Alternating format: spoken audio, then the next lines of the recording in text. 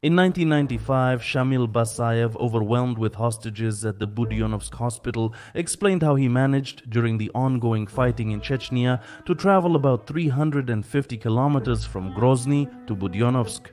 Basayev's detachment of 195 men divided into 3 trucks, bribed police at every state automobile inspectorate checkpoint they passed. And they would have continued their journey as they originally planned to reach Moscow, but they simply ran out of cash. The operation, in theory, failed because of the greed and avarice of the traffic police checkpoints. We simply didn't have enough money to pay off this checkpoint. 30 years after those events, we found out that the first-person view drones, which were used in Operation Web, were brought into Russia through Kazakhstan. The Security Service of Ukraine confirms that the drones were brought into Russian territory, not assembled on site. This is also indicated by the warhead used in the first-person view drones. These are shaped charges from reactive armor used to focus the explosion. So it's not just explosives that could have been obtained on the Russian black market. So we can conclude that the Russian border is not secure, just like it was 30 years ago. However, do not assume that I'm comparing Basayev's hospital takeover to the exceptional operation conducted by the Security Service of Ukraine. Of course, taking hostages and destroying enemy aircraft, which for 3 years have been terrorizing children and the elderly, destroying hospitals, schools and power plants, are things that cannot be compared. Only cowardly wimps from Russian propaganda can equate the destruction of strategic bombers without a single casualty to a terrorist act. That's why I started with Basayev, and of course I wanted to draw your attention to one more point. You see, if the Russo-Chechen war with real acts of terror didn't become a people's war for the Russian population, when traffic cops were ready to let trucks with Basayev's men through for money, then what can we say about the Russo-Ukrainian war?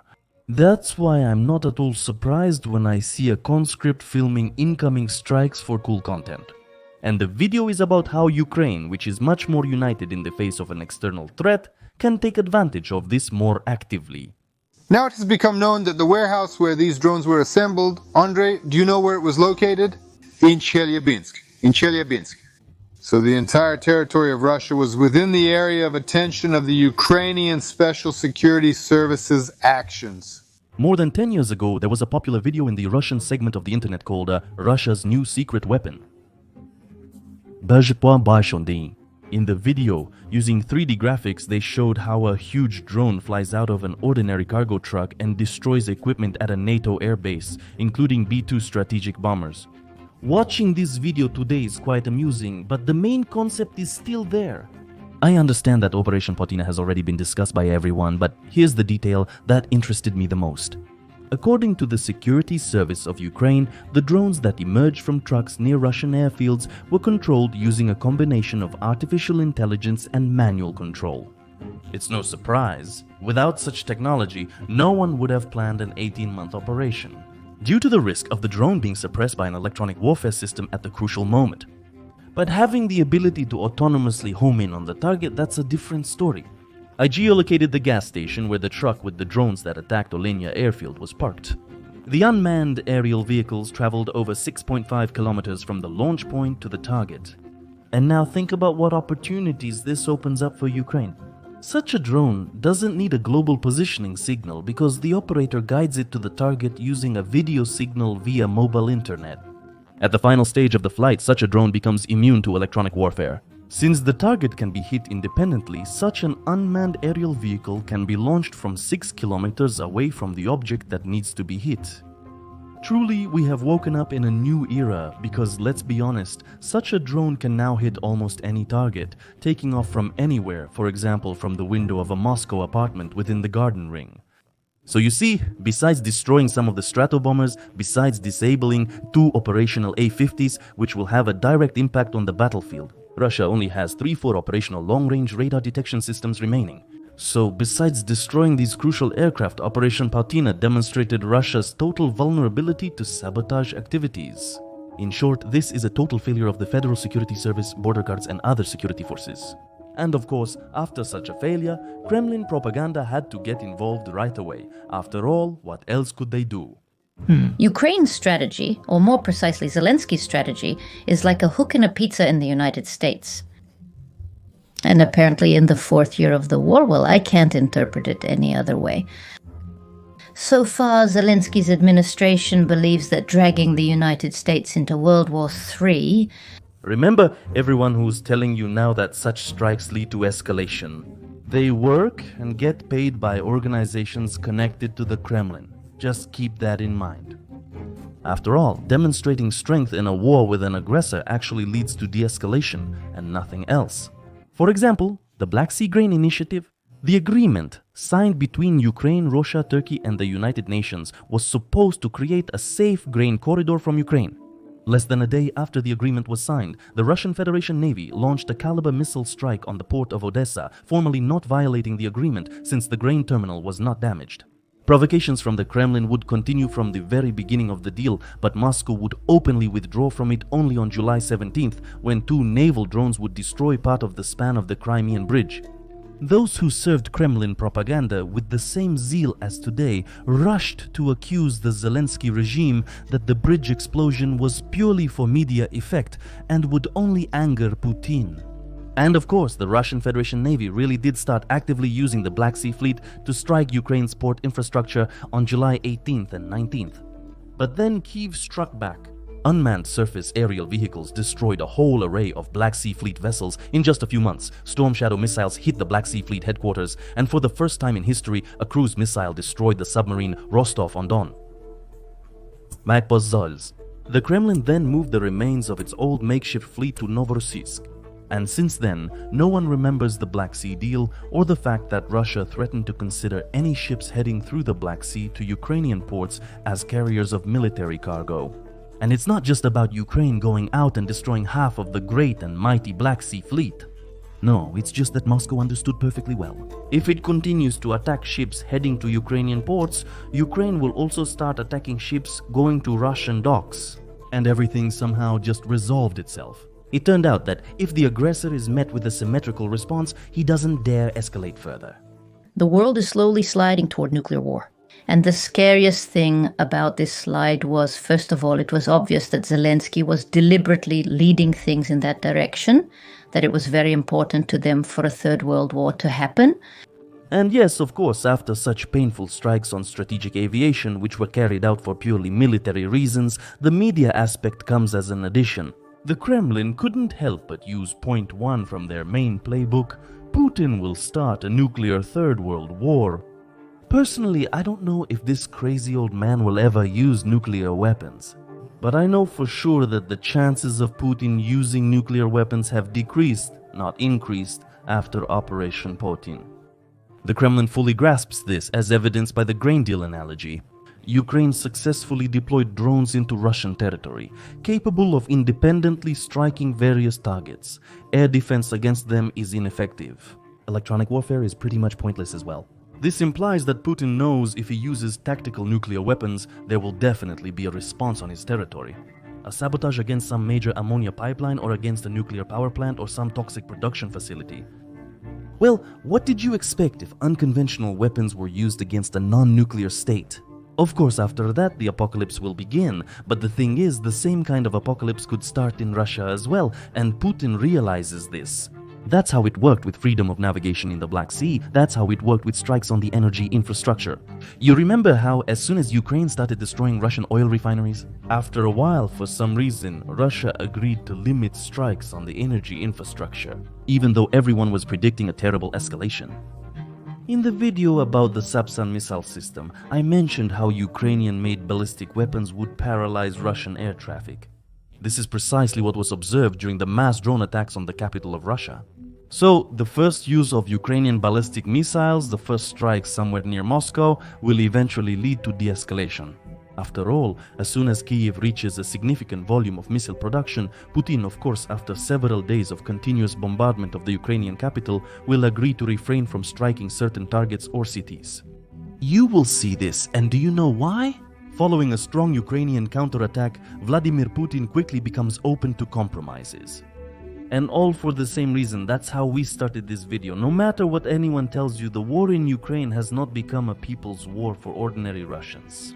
Let 80, 90, 95% of Russians support the national leader. But it's one thing to support a dictator through television screens. It's another thing when you feel the consequences of his decisions every day, like explosives landing near your home.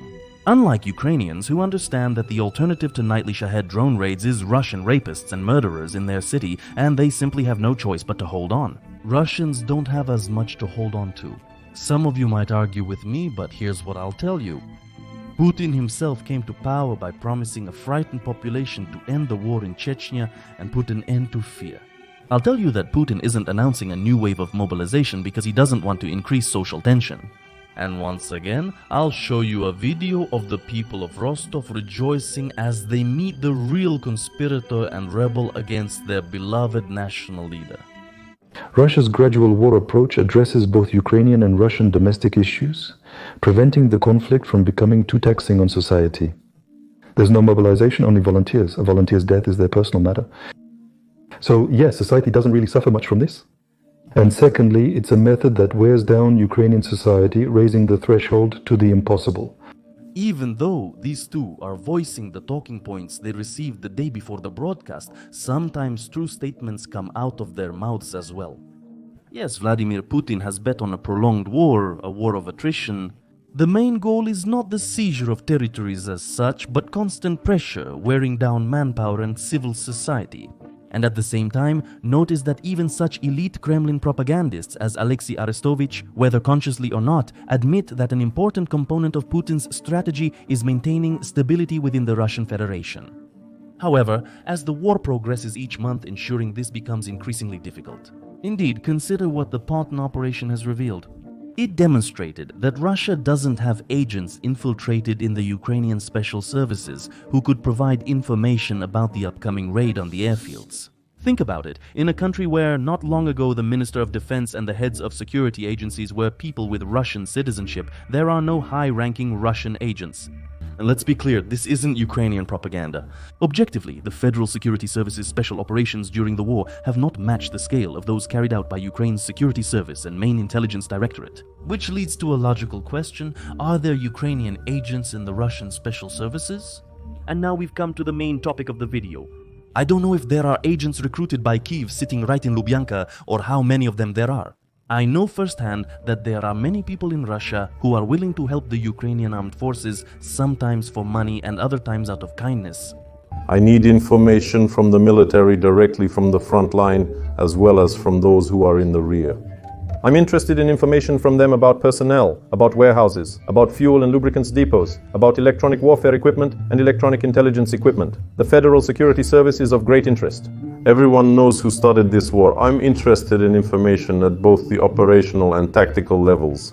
Contacts of scientific staff from various research laboratories and similar fields are very much needed. I'm also interested in information about Russian agents inside my country. Just note that a project like Money from the Apostle, launched by Ukrainian journalist Dmytro, simply does not exist in Russia. This project is unparalleled not only in Russia but in the history of wars globally. But in the Russian Federation, there really isn't a media figure with a reputation who would pay money for secret information to those who want to help the victims of Putin's aggression. What is the Money from Apostle project? It's a simple opportunity to contact Dmitry directly and give him information that interests Ukraine. He replies to the messages personally. After it becomes clear that you really might have information of interest, Dmitry contacts the informant via video call so the other party can make sure they're communicating directly with him. The results of this colossal work are rarely publicized, but believe me, you most likely often see the outcomes of this work on the screens of your devices. You just don't always realize that it all started with a simple chat in WhatsApp. Although some achievements are hard to showcase with a flashy picture, sometimes it's just monotonous work. Dmitry has conducted over 100 interviews with Russians who switched to the Ukrainian side. Can you imagine how much information they were able to share? Right here, the 3rd Battalion says, our guys are here, the drones are here, and right here a drone will fly in to drop you water and food every day. Have you considered the impact on the Ukrainian armed forces' capability to shoot down reconnaissance drones, suppress UAVs, or enhance their electronic warfare systems? Dmitry received a 100-gigabyte leak from the Special Technological Center, which produces military products like drones, electronic warfare, and intelligence systems worth billions of rubles. Now I will read out the list of systems and products that were handed over to us. The documentation provided allows us to fully replicate these products. From the very first bolt to the final stage of the shelter on a Ural truck or something like that. The funniest thing is that such leaks not only give the Ukrainian side the opportunity to study enemy equipment and adapt their weapons to its vulnerabilities, but also slow down the production itself.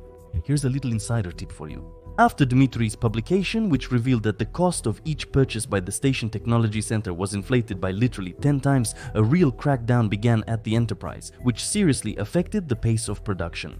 Meanwhile, the concerned individuals who shared the information were successfully evacuated from Russia, thanks to Dmytro. I'm saying this to demonstrate the thoughtful operation of him and his team. We've never seen anything like this from the Russian Federation before.